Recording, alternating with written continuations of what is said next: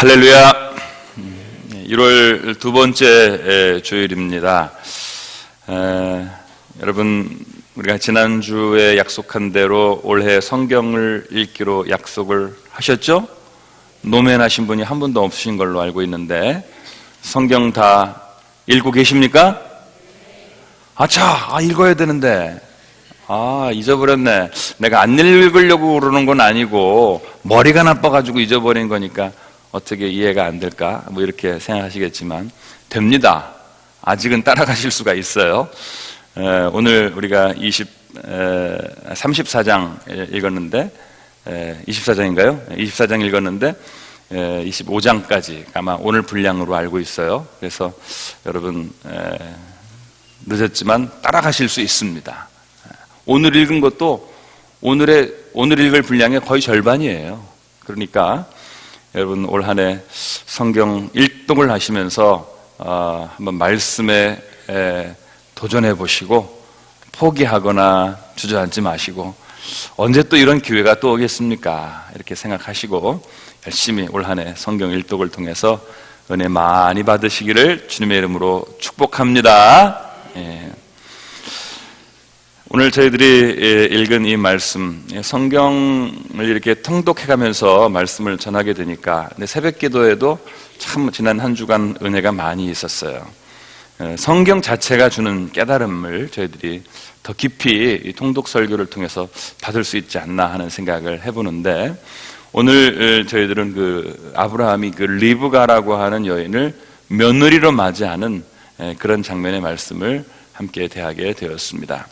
저는 이 말씀을 읽으면서 정말 믿음의 여인이 가정으로 들어오는 것이 얼마나 중요한 일인가에 대해서 성경이 오늘 24장 한 장 전체를 할애해서 저희들에게 그 스토리를 아주 재미있고 정말 맛깔나게 들려주고 있지 않은가 하는 생각을 해보게 됩니다. 성경에서 한 장에 걸쳐서 이 이야기를 저희들에게 들려주실 때는 리브가라고 하는 한 여인의 이야기를 개별적으로 심심해서 써놓고 있는 것이 아니라 이 아브라함의 가문, 또 이스라엘의 역사 가운데에서 이 여인이 차지하고 있는 비중이 얼마나 중요한 것인지를 저희들에게 알게 해주려고 저희들에게 이만큼 분량을 할애해서 말씀을 해주시는 것 같습니다. 매우 긴 65절까지 말씀이지만 다 읽을 수가 없어서 제가 추려서 사실 중간에 핵심적인 부분만 좀 말씀을 드렸는데요. 이 여자의 역할, 여성의 이 가정 안에서의 그 역할이 얼마나 중요한 것인지, 이것이 바로 그 믿음의 명문 가문을 만드는 사실은 매우 중요한 초석이라는 사실을 오늘 말씀을 통해서 여러분들이 함께 저와 깨달아 볼 수 있게 되기를 바라고, 또 이 리브가를 선택하는 모든 과정에 나타난 이야기를 통해서 명문 가문이라는 건 도대체 어떤 가문이냐라고 하는 사실을 좀 말씀을 좀 드려보고 싶습니다. 얼마 전에 저희 딸의 친구가 미국의 학교 공부를 하는데 잠깐 한국에 방학에 방문을 해서 저희 집에 머물렀던 적이 있었습니다. 그 친구는 한국에서 고등학교를 졸업하고 미국의 UC 버클리라고 하는 대학에 가서 경제를 공부하고 있는 그런 학생인데요. 이제 같이 밥을 먹으면서 이야기를 좀 나눴어요. 공부하느라고 힘들지? 그러니까 할만하다고, 원래 공부를 잘하고 머리가 좋은 아이라 할만하다고 하는 얘기를 하더라고요. 그런데 니네 학교에서 그래도 여러 민족들이 다 와서 유학을 할 텐데 어느 나라 학생이 그래도 공부를 제일 잘하냐? 그렇게 제가 물어보니까 제가 볼 때는요, 주이시, 유대인들이 저 위에 있어요. 그러더라고요. 그럼 그 다음에 누구냐? 그랬더니 그 다음에 중국, 인도, 한국 사람들, 이런 사람들 왔다 갔다 경쟁을 한다는 거예요. 개인차가 다 있겠지만. 그러니까 이 주이시라고 하는 유대인들이 물론 미국 사회에서 그들이 자라나고 또 생활을 한 사람들이니까 월등히 앞서갈 수 있겠지만 그 머리는, 그리고 그들의 노력이나 그들의 어떤 정신은 우리 한국 사람이나 이 동양 사람이 머리 좋은 것도 따라가기가 쉽지 않다는 그런 이야기예요. 제가 그 얘기를 들으면서 감탄을 했습니다. 유대인들이 세상을 정복하고 이겨나가는 그 이유가 있는 거구나. 지금도 그 젊은 세대들이 각 대학에서 그 탑 클래스에 거의 유대인들이 포진하고 있는 이 현실을 보면은 앞으로도 세상을 누가 이끌어갈 것인지를 볼 수 있지 않습니까? 여러분, 유대인들이 가지고 있는 그 기본적인 룰을 알고 계시죠? 제가 한번 말씀드린 것 같은데, 아버지가 만일 유대인이고 어머니가 외국인이어서 국제 결혼을 하게 되면 그 자녀는 이스라엘에서는 유대인으로 쳐주지를 않는답니다. 외국인으로 친다는 거예요. 그런데 아버지가 외국인이고 어머니가 유대인이다. 그러면 어머니가 유대인이면 자식은 유대인으로 받아들인다는 거예요. 그러니까 아버지가 누구냐 하는 게 이스라엘 사람들에게는 중요하지 않다는 거예요. 어머니가 누구냐라는 거예요. 어머니가 그 아이를 품고 자라게 하면서 그 아이를 위해서 기도해주고 말을 가르쳐주고 그리고 생활 습관을 가르치고 그리고 신앙을 가르치고 그리고 나라를 가르치고 역사를 가르치고 하는 이런 그 어머니의 그 품 안에서의 이 교육이 사실은 그 아이의 미래, 그 아이의 인성, 그 아이의 사상, 그 아이의 신앙을 결정하는 사실은 결정적인 요소라고 하는 사실입니다. 물론 양육에 있어서 아버지의 역할을 제가 평가절하하자는 이야기는 절대 아닙니다. 그러나 사실은 어머니의 역할에 비하면 사실은 될 게 아니라고 하는, 그러니까 아이들의 성장 과정에서 어머니의 역할은 사실은 결정적이라고 하는 사실을 말해주고 있는 것이죠.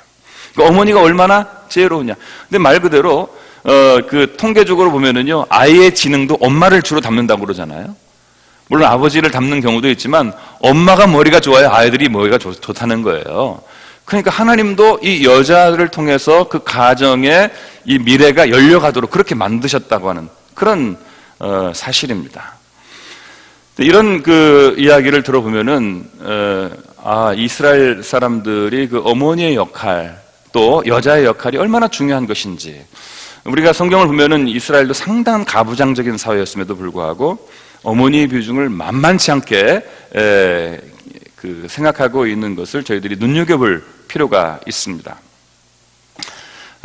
그와 같은 이스라엘 사람들의 그 전통은 사실은 오늘 우리가 읽고 있는 이 아브라함이 그 며느리 리브가를 찾고 그를 맞이하는 과정에서 사실은 그 전통의 기원을 찾아볼 수 있을 것이다, 이렇게 생각을 합니다. 오늘 성경에 보면은 아브라함이 이제 자기의 본토의 친척 아비집을 떠나서 가나안 땅으로 들어가게 됐지 않습니까? 근데 이 가나안 땅은 우리가 아는 대로 거기는 블레셋 민족, 잘 아는 대로 히위 족속, 헷 족속, 여부스 족속, 이런 여러 이방의 족속들이 모여 사는 이방 족속입니다. 이들은 바알 신을 섬기고 하나님을 모르는 그런 민족이었어요. 이런 지역에 살고 있던 아브라함이 살면서 아마 많은 것들을 경험하고 깨달은 바가 있었을 거예요. 그리고 올해 들어서 이제 나이가 들어서 100세, 정말 하나님의 기적적인 축복으로 아들을 낳게 되었는데 이 아들이 이제 장가를 될 때가 되었습니다. 며느리를 어떤 사람으로 받아들일 거냐라고 고민을 하던 중에 이 며느리를 가나안 땅에서는 얻을 수 없겠다고 생각을 하고 자기의 종 중에 아주 늙고 지혜로운 종을 자기의 고향으로 보내서 이 며느리를 찾게 하는, 아주 지혜롭고 신앙 있는 현숙한 여자를 찾기로 하는 그런 대목이 오늘 성경에 나오고 있습니다. 이런 이야기들은 저희들이 그냥 일반적인 이야기로도 그냥 재밌게 읽을 수 있는 매우 어떤 의미에서는 좀 동화 같기도 하고 낭만적인 그런 이야기가 아닙니까? 자, 먼저 37절, 8절 말씀 같이 한번 읽어보도록 하죠. 37절, 8절 같이 한번 읽어보겠습니다. 시작. 나의 주인이 나에게 맹세하게 하여 이르되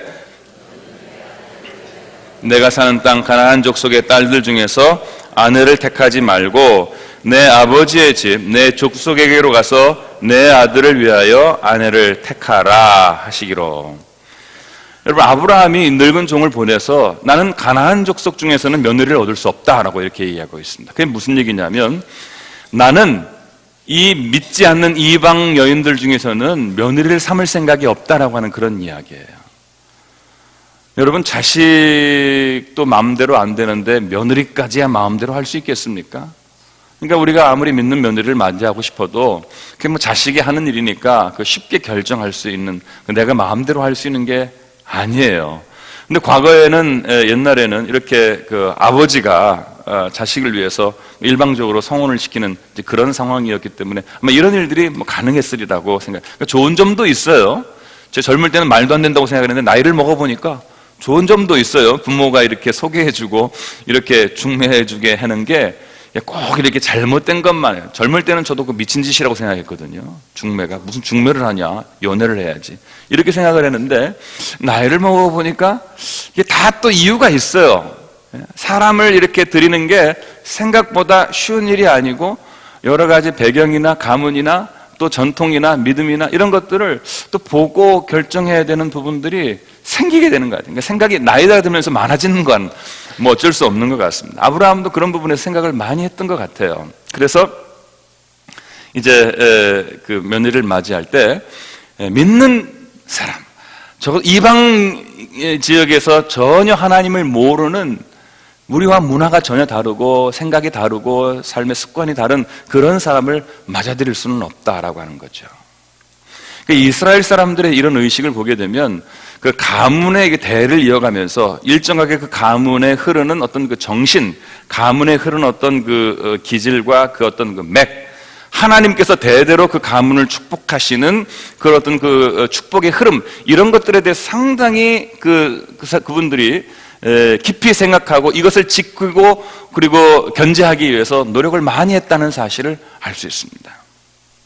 현대를 사는 여러분들에게 특히 핵가족이 되고 또 가문의 어떤 전체적인 그리고 어떤 장래의 어떤 미래를 별로 생각하지 않고 그냥 당대만 그냥 되는 대로 산다라고 생각하는 그냥 보통 가문을 이루고 살아가는 사람들한테야 별로 관심이 없겠지만, 그러나 정말 명문의 가문을 이루어 보아야 되겠다라고 생각하는 사람들에게는 이 부분에 대한 문제가 생각보다 매우 심각하고 고민스러운 문제가 될 거라고 저는 생각합니다.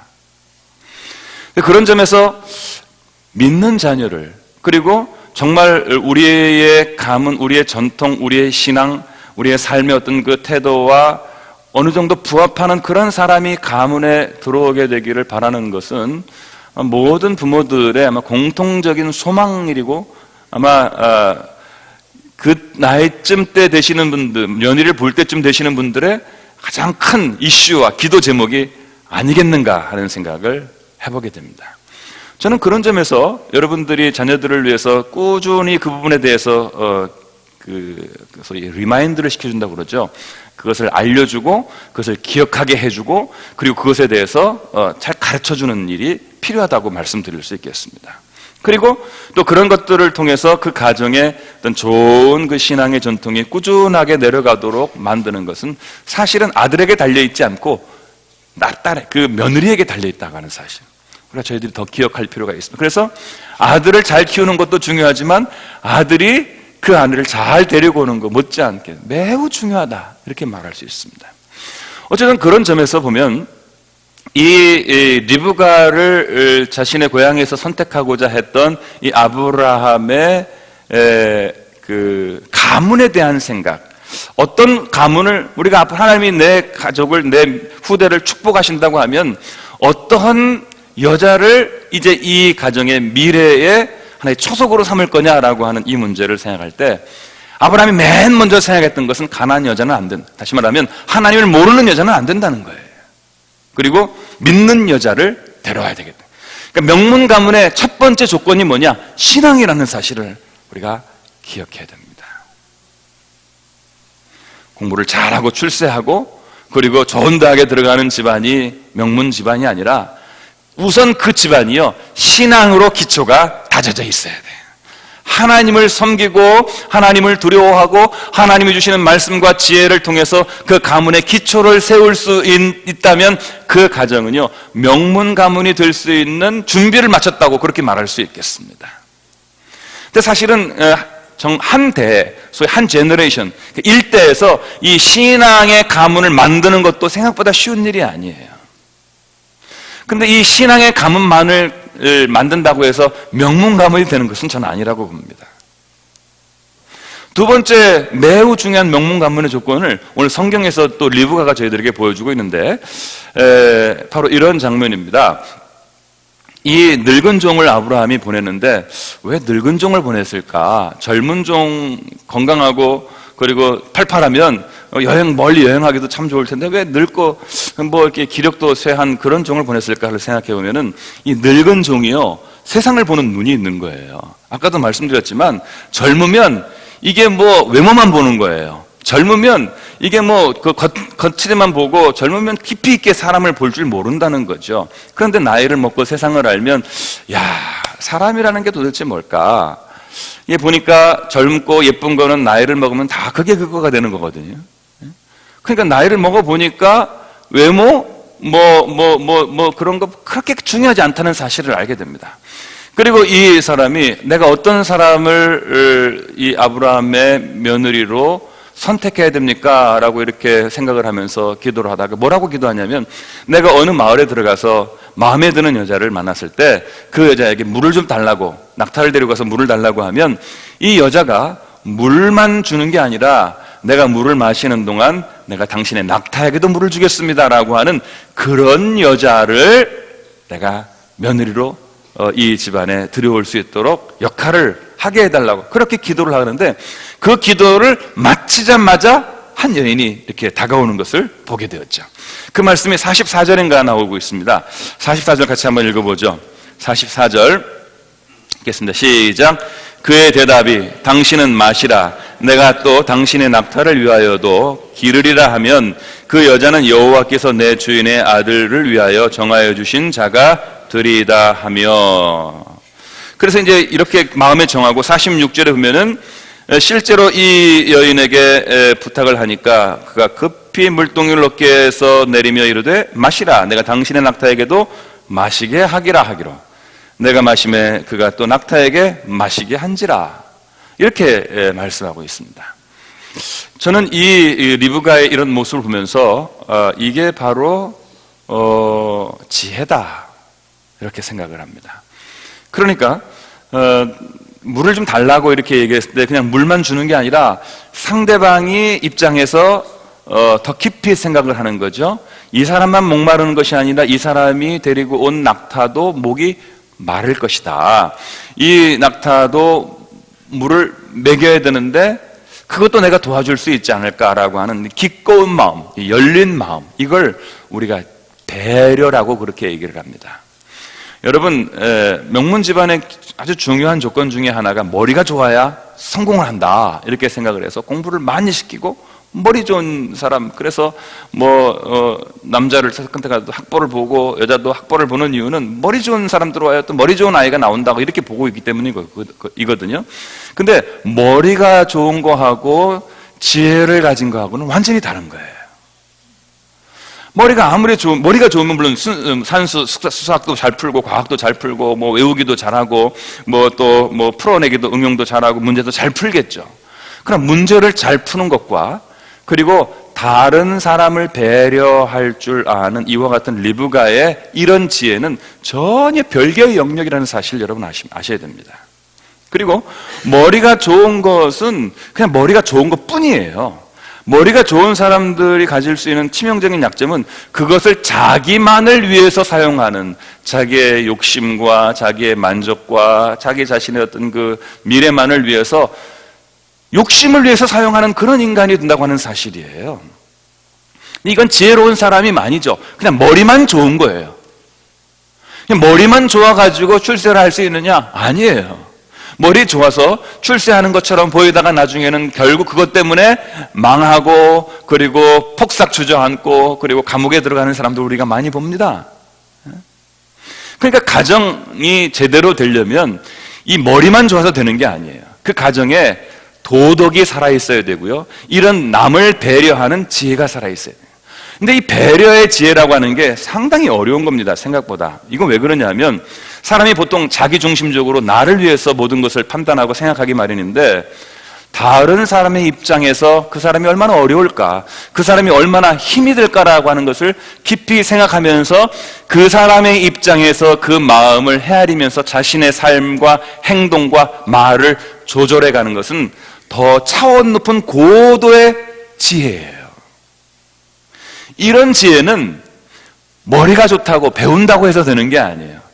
제가 볼 때는요, 이런 지혜는요, 오랫동안 그 가정의 가풍으로 자리 잡아서 그 부모가 어렸을 적부터 그 자녀에게 인성으로 보여주고, 인성으로 그것을 가르쳐주고, 그리고 그 인성으로 그것을 모범을 통해서 늘 보여줄 수 있을 때 자기도 모르게 형성되는 탁월한 가치입니다.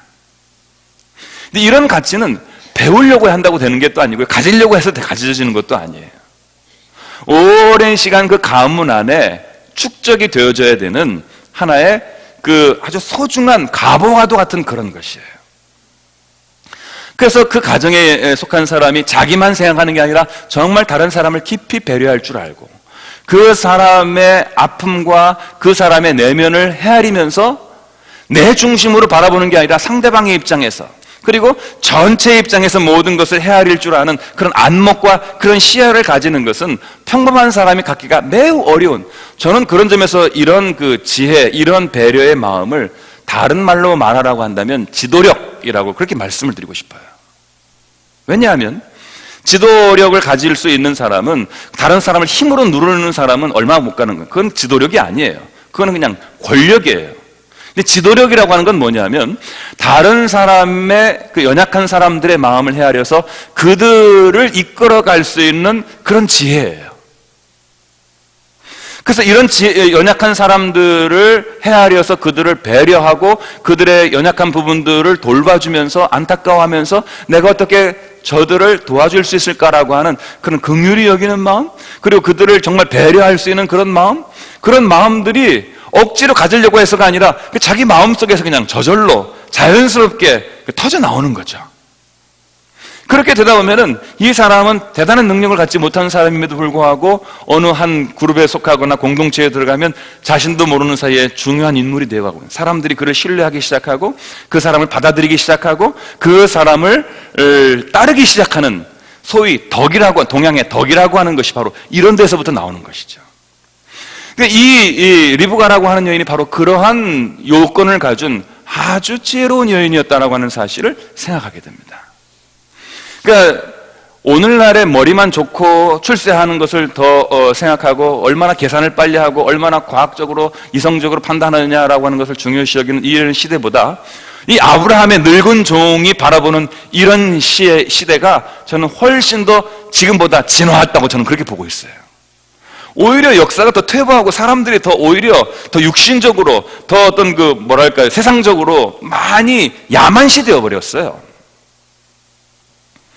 그런 점에서 조금 더 많이 갖고 조금 더 높이 올라가고 조금 더 부유하게 되고 조금 더 권력을 가져야 된다고 자녀들한테 가르치면서 덕을 가르치지 않고요, 오늘날 지금 학원에서 문제가 생기고 있는 이 왕따 문화라든가, 또 막 그냥 연약한 학생, 좀 힘이 없는 학생, 머리가 나쁜 학생, 조금 다르게 생긴 학생들을 막 왕따를 시키고 막 폭력하고 막 성폭력까지 저지르는 이런 야만적인 그런 문화가 어디에서부터 나온 겁니까?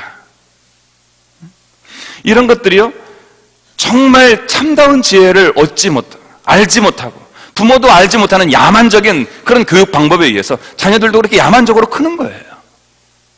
그러니까 돈만 많이 벌고 권력만 많이 얻고 더 많은 땅을 차지하면 그것으로 이 세상 모든 게임은 끝난다라고 생각하는 정말 바보 같은, 소위 하수의 그런 인생을 부모들이 가르치고 있는 경우가 얼마나 많이 있습니까?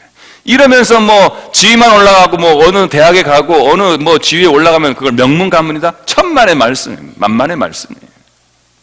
그건 정말 보통 가문도 아니고 정말 야만적인 가문이라고 말할 수 있겠죠. 그런 가문에서 무슨 엄청난 덕이 나오고 인물이 나오고 지도자가 나올 수 있겠습니까? 그런 점에서 오늘 리브가가 보여주고 있는 이런 덕을 가진 사람을 찾아낼 수 있는 그런 이 늙은 종의 이 안목과 이 기도, 이런 것들이 저희들 가정 안에도 살아있어야 되지 않는가라고 하는 그런 말씀입니다. 그런 점에서 명문 가문이라고 말할 때 저는 명문 가문의 조건 중에 매우 중요한 조건이 바로 이렇게 다른 사람을 돌볼 줄 알고 또 다른 사람의 입장에서 그 사람을 긍휼히 여길 줄 알며 그들을 위해서 기꺼이 자기 자신을 내줄 수 있는 존경받고 덕스러운, 그래서 많은 사람들이 따를 수 있는 그러한 지혜를 가지고 있는 그런 가문이다? 그렇다면 그 가문은 명문 가문에 매우 부합하는 그런 가문이 될 것이라고 보고 있습니다. 그 사람들이 가난하고 배우지 못해서 그냥 비굴하게 다른 사람 앞에 굽실거리는 그런 그 유약함으로서의 그런 어떤 배려가 아닌, 자기도 힘이 있고 자기도 부유하고 자기도 지혜가 있지만 그러나 그런 것들을 사용하지 않고 오히려 다른 사람을 배려하기 위해서 기꺼이 자기 자신을 희생해주고 헌신해 줄 수 있는 그런 정신을 부모들이 가르쳐야 된다 이 말이에요. 그럴 때 우리의 가문이 비로소 정말 많은 사람들에게 빛을 드러내 줄 수 있는 명문 가문이 될 수 있지 않을까, 오늘 말씀을 통해서 그렇게 깨달아 보게 됩니다. 세 번째로 오늘 성경이 보여주고 있는 또 다른 명문 가문의 지혜 중에 인상적인 말씀은 바로 56절 이하에 나타나 있는 이 리브가의 결단에 관련된 말씀입니다. 이제 이 리브가라고 하는 여인을 이 늙은 종이 선택을 하고, 그리고 그 집에 가서 사주정을 설명하고, 그리고 지금까지 준비해간 많은 이 재물들을, 그리고 종들을 그 가정 안에 넘겨주면서 이 딸을 아브라함이 누굽니까? 이 집안에는 삼촌뻘 아니에요? 그러니까 아브라함에게 줘야 되지 않겠습니까? 이렇게 얘기를 하니까 그 이제 아버지와 그 삼촌이 그걸 허락하는 그런 장면이 나오죠. 그래서 이제 그 어머니와 형제들이 이제 시집을 가게 됐으니까 너무 아쉽잖아요. 그러니까 한 열흘 정도 우리 집안에서 이렇게 준비도 좀 하고 좀 작별도 하고 그러고 가게 하면 안 되겠냐? 그랬더니 매정하게도요, 오늘 57절의 말씀, 56절의 말씀 보면은 안 된다 이렇게 얘기를 하고 있어요. 자, 57절의 말씀 한번 보죠. 56절 말씀 한번 보겠습니다. 시작. 그 사람이 그들에게 이르되 나를 만류하지 마소서, 여호와께서 내게 형통한 길을 주셨으니 나를 보내어 내 주인에게로 돌아가게 하소서. 바로 가야 되게, 안 됩니다. 이게 지체할 수 없습니다. 바로 가야 되겠습니다. 아니, 지금 이게 나이가 얼마인지는 모르겠지만 보나마나 20살도 안 됐을 텐데요. 바로 그냥 보자마자 데려가겠다고 그러니까 미칠 노릇이 하룻밤 만에 그냥 어제 만나는데 오늘 데려가겠다는 거예요.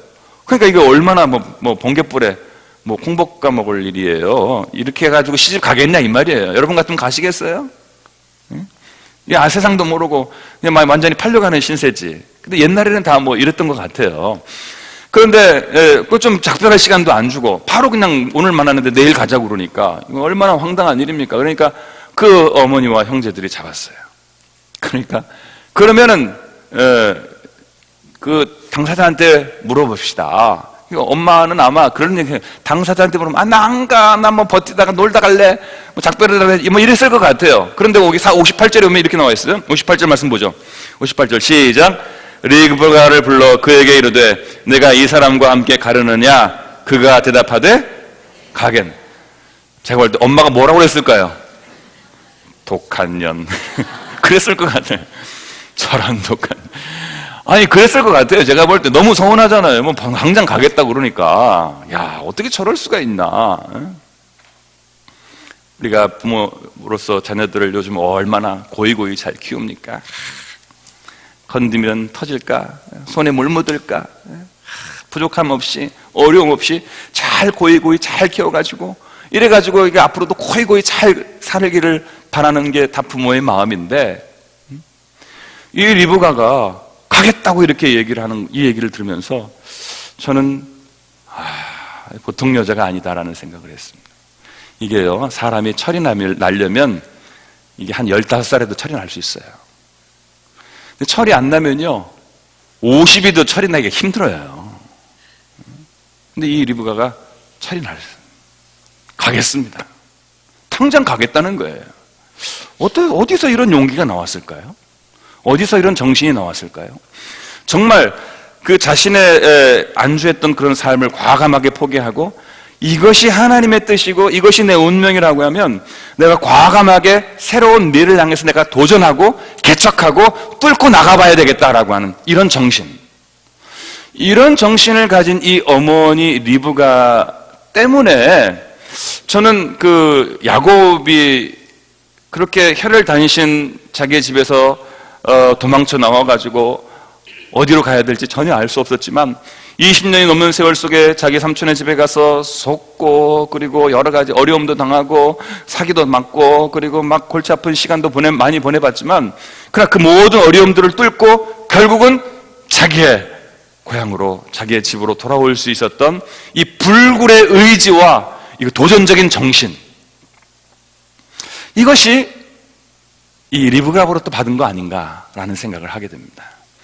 여러분, 오늘 이 말씀을 읽으면서 저는 명문 가문을 이루는 또 다른 매우 중요한 요소가 있다는 사실을 깨닫게 되었습니다. 그건 뭐냐 하면, 여러분, 명문 가문이 되려면 그 가정에 속한 사람들, 부모나 자식이나 할머니나 손자나 할 것 없이 그 가정은요, 이 도전적인 정신으로 충만해야 됩니다.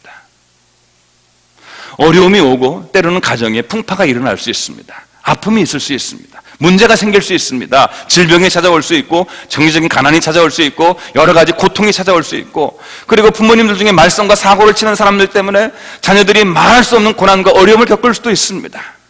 그러나 명문 가문을 이루려고 하는 그 가문의 좋은 특성 중에 하나는 뭐냐면요, 어려움이 있어도 이것을 담대하고 강하게 뚫고 나가서 나는 반드시 하나님이 내게 주신 땅을, 내게 주신 가문을 만들고, 그리고 내게 주신 축복을 내가 반드시 쟁취하고 말겠다라고 하는 그런 불굴의 도전정신과 그런 의지, 그러니까 삶을 긍정적으로 바라보면서 하나님께서 나에게 함께 해주시면 나는 이 모든 어려움들을 뚫고 나가서 하나님이 주신 축복을 받아내겠다라고 하는 그런 어떤 그 열정과, 그리고 도전적인 이 정신.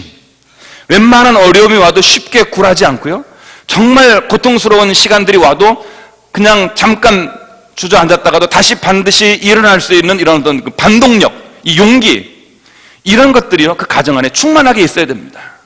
근데 이런 것들은 사실은 가르친다고 되는 건 사실은 아니에요. 공부한다고 되는 것도 아니에요. 어렸을 때부터 끊임없이 자녀들에게 긍정적인 기운을 부모가 심어주면서 너는 할 수 있고, 너는 이겨낼 수 있고, 전혀 걱정하지 말고 너는 훌륭하고 위대한 인물이야 라고 하는 그런 긍정적인 그 인풋, 소위 말하면 입력을 계속해서 해줄 수 있는 그런 가문, 그런 가정, 그런 교육을 통해서 자녀들이 그렇게 성장하게 된다고 하는 사실이에요. 리브가가 어떻게 해서 이와 같은 그 불굴의 용기와 그 도전적인 정신을 가지고 과감하게 20살도 안 된 어린 소녀가 이런 결단과 용기를 가지게 되는지 전 잘 모르겠습니다만, 그러나 이 리브가의 이런 정신과 이런 마음이 이 유대교의 어머니, 유대인들의 어머니들에게 상당한 영향을 미쳤으면 틀림이 없습니다. 뭐가 지혜냐, 뭐가 용기냐, 뭐가 신앙이냐라고 하는 거예요. 이런 변에서 자신의 가정을 지키고 가정을 돌보려고 하는 이런 마음들. 제가 이 리브가의 이야기를 읽으면서 떠오르는 매우 중요한 간증의 이야기가 있습니다. 제 자신의 간증은 아니고요, 여러분 강용우 박사님이라고 하는 분 아십니까? 얼마 전에 신문에도 나왔는데 그 미국의 백악관 장애인 정책위원회 정책 차관보, 뭐 아주 복잡한 근데 하여튼 미국의 백악관의 정책 차관보예요. 정책 차관보로 있는 분인데 이분이 맹인입니다. 우리 한국 사람이에요. 20대 미국으로 가가지고 공부해서 이제 정말 백악관까지 들어간, 그래서 4명의 대통령을 이렇게 만나고 또 섬긴 그러한 아주 입지전적인 그런 인물이죠. 이 사람이요, 원래는 장님이 아니었습니다. 소경이 아니었습니다. 근데 13살 때, 중학교 1학년 때쯤 축구를 하다가 공에 맞았어요. 그러니까 축구도 조심해야 되겠어요. 공에 눈에 맞아가지고 실명이 된 거예요. 실명이 되자 그날 그 얘기를 듣고 어머니가 졸도해가지고 그 길로 돌아가셨어요. 그리고 형제들도요, 뿔뿔이 흩어졌어요. 고아원으로 들어가고. 왜? 부모가 없으니까 이제. 그렇게 돼가지고 이 13살 때 이 어려움을 겪었던 이 학생이 2년 동안은 너무 방황을 했어요. 방황을 하고 그러다가 예수님을 만났어요. 15살 때 예수님 만났어요. 그 교회를 열심히 다니면서 이 사람이 뭐 어떤 기도를 했냐면, 하나님 제 눈을 다시 뜨게 해주세요 라고 기도했어요. 2년 동안 기도를 했는데 기도가 안 돼. 응답이 안 돼요. 그래가지고 어떻게 할까 고민하다가 다시 마음을 먹고 장인 맹하학교를 이제 등록을 해서 맹하학교를 다니게 되는데 그때가 17살 때쯤 됐던 것 같아요. 근데 마침 제가 17살에 그 맹하학교에 들어가서 이제 공부를 하는데 그 자원봉사자가 왔어요. 자원봉사 이제 대학생들이 와가지고 맹하학교에 가서 이제 아이들을 가르치는데 1년 동안 석경숙이라고 하는 청년이 대학교 1학년 그때 숙명여자대학교 1학년짜리 학생이 이 맹하학교 와서 강유 학생을 가르치기 시작했어요. 1년 동안 이제 왔다 갔다 하면서 이 아이와 관계를 맺으면서 이제 공부를 가르치고 돌봐주고 있는데 1년의 이제 자원봉사 기간이 끝나고 헤어질 시간이 됐는데 너무 안타깝고 가능성이 있는 학생인데 정말 도와주고 평생 동안 내가 지켜줘야 되겠다고 하는 그런 마음을 갖게 되었어요. 이 석경숙 씨도 이제 고등학교 때 친구 따라서 교회에 가서 뭐 행사하다가 이제 교회를 다니고 신앙생활을 하게 됐는데 내가 하나님을 믿는 사람 이렇게 불쌍한 동생이 있는데 내가 좀 도와줘야 되지 않겠느냐 생각을 하고 1년 동안의 자원봉사가 끝난 다음에는요 이제 야 네가 동생 너 내가 누나하고 너 내 친동생처럼 내가 너 돌봐주겠다. 넌 날 누나라고 생각해라. 내가 너와 함께 형제처럼 자매처럼 남매처럼 지내겠다. 이러면서요 이 동생을 그다음부터 돌봐주기 시작했어요. 돌봐주는데 얼마 자기 뭐 형제도 아니에요. 뭐 피부치도 아닌데 그냥 뭐 그 맹학교에서 만난 이 학생을 도와주기 위해서 그 맹인들을 어떻게 돌봐줄 수 있는가를 공부하기 시작했습니다. 미국에까지 가가지고 1년 동안 이 맹인들을 그러니까 시각장애인들을 도와줄 수 있는 그런 공부를 전문적으로 그러니까 장애인 전문 교육자가 된 거예요. 그래 미국에 가서 이제 뭐 1년 동안 공부를 하고 다시 돌아와서 이 학생을 이제 꾸준히 이렇게 가르치고 돌봐주는데 연세대학교에 이제 입학하게 되고 그리고 이제 졸업까지 하게 되는 그런 일이 있었습니다. 그러다가 이제 시집갈 나이가 됐거든요. 이 누나가 시집을 가려고 그래서 이제 선을 보는데 남자들 뭐 다 괜찮은 남자들 많이 있는데 많은 남자들한테만 그 얘기하는 거예요. 나한테는 시각장애인 동생이 있는데 내가 평생 동안 그를 돌봐줘야 되는데 괜찮겠느냐고 물으니까 그럼 네 피부치도 아닌데 네가 왜 돌보냐고 그러면서 전부 다 미친 여자 취급을 하더라는 거예요. 뭐 못한다 이렇게 나오는 거죠. 그래가지고 시집을 못 가고 그러니까 어느 날 강유 박사가 누나 시집을 그렇게 못 가면 나한테 오면 어때? 뭐 이렇게 이제 제안을 한 거예요.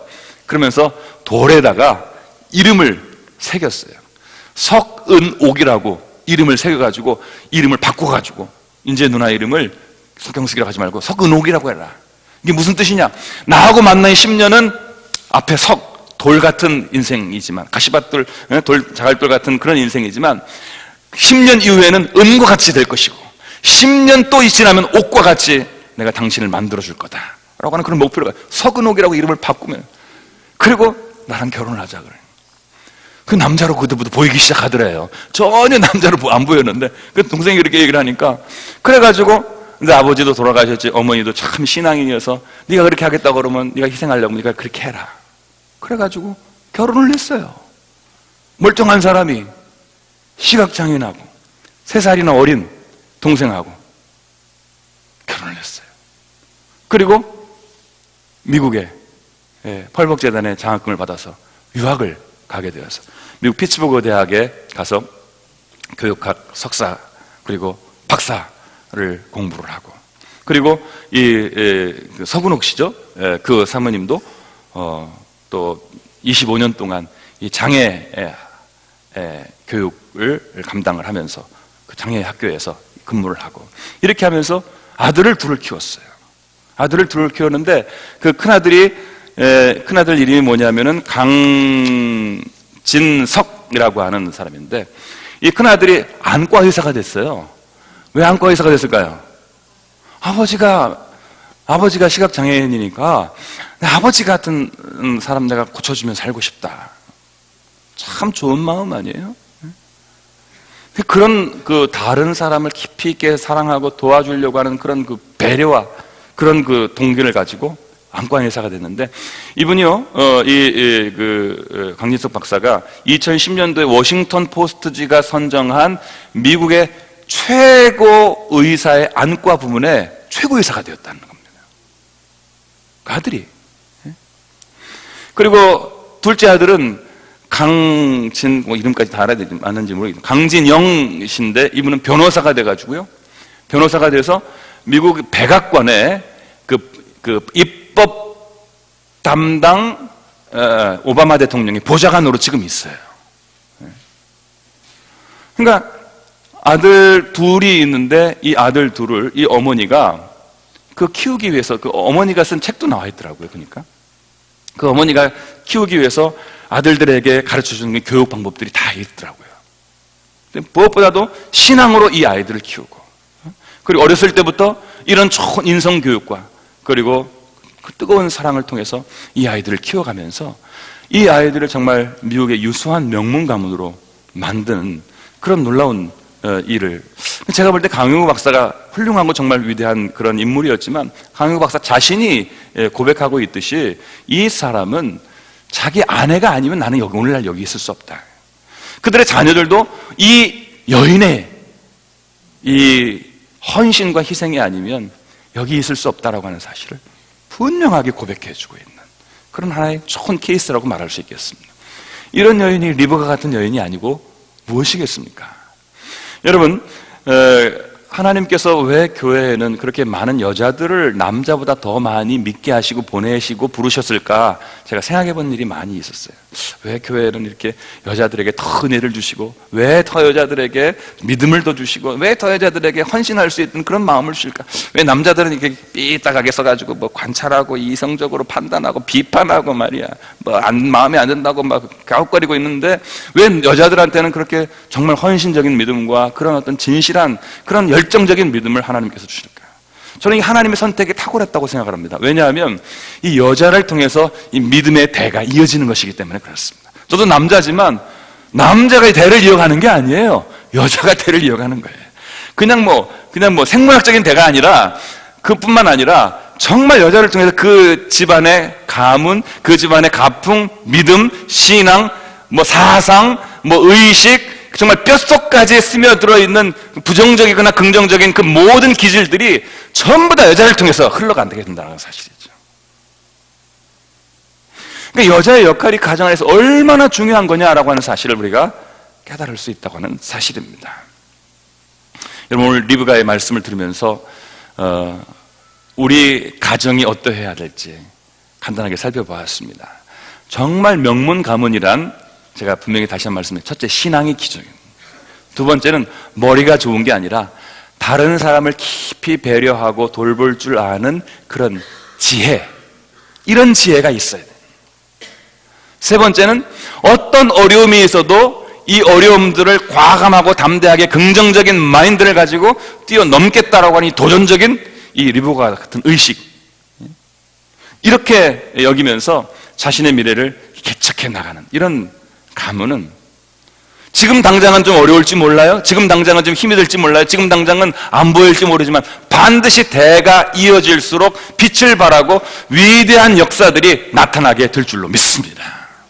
그러나 겉으로는 잠깐 반짝이는 것처럼 보이지만 이와 같은 명문 가문의 조건이 부족한 집안은요, 한 대 지나서 끝나버리고 맙니다. 간신히 가도 2대 이상 가기 쉽지 않습니다. 3대를 가면은 다행입니다. 그러나 절대로 계속 이어지기는 어렵다라고 하는 사실이에요. 저는 그런 점에서 오늘 이 말씀을 듣는 여러분들에게, 여러분들을 통해서, 여러분들 부모님을 통해서, 또 여러분들의 자녀를 통해서 이 명문 가문의 기틀이 잘 마련될 수 있게 되기를 주님의 이름으로 축복합니다. 세상적인 가치나 야만적인 그런 세상의 가르침에 매몰이 되어서 진짜 뭐가 명문 가문인지도 모르고 엉뚱하게 달려가는 그런 세상의 풍조를 닮지 마시고요, 오늘 리브가가 저희들에게 보여주고 가르쳐주는 대로 우리의 가정을 그렇게 만들어 가실 수 있다면, 지금은 좀 어려워도 가면 갈수록 여러분의 가문이 빛이 나, 잘 되고 많은 사람들에게 존경받고 하나님으로부터 축복받는 그런 가문이 될 줄로 믿습니다. 기도하겠습니다. 자비하신 주님, 오늘 말씀을 저희들이 들으면서 깨닫게 되었습니다. 우리의 가문을 어떻게 만들어야 될지 아브라함이 고민했던 것처럼 저희들도 고민이 많이 있습니다. 하나님, 그러나 리브가를 통해서 저희들에게 깨우쳐 주신 대로 하나님, 신앙의 가문을 우리의 가정을 세워주시고 정말 탁월한 지혜와 배려의 마음으로 우리의 자녀들이, 우리의 가족들이 좀 분명한 가치관을 가질 수 있도록 도와주시고, 무엇보다 어렵고 힘든 상황 가운데에서도 과감하게 미래를 도전하며 긍정적인 마음을 가지고 전진할 수 있는 그런 담대함이 저희 모두에게 있게 하여 주시옵소서. 그리고 우리 가문이 정말 하나님이 축복하시는 위대한 믿음의 명문 가문이 되도록 주님이여 역사하여 주옵소서. 예수님 이름으로 기도 올리옵나이다. 아멘.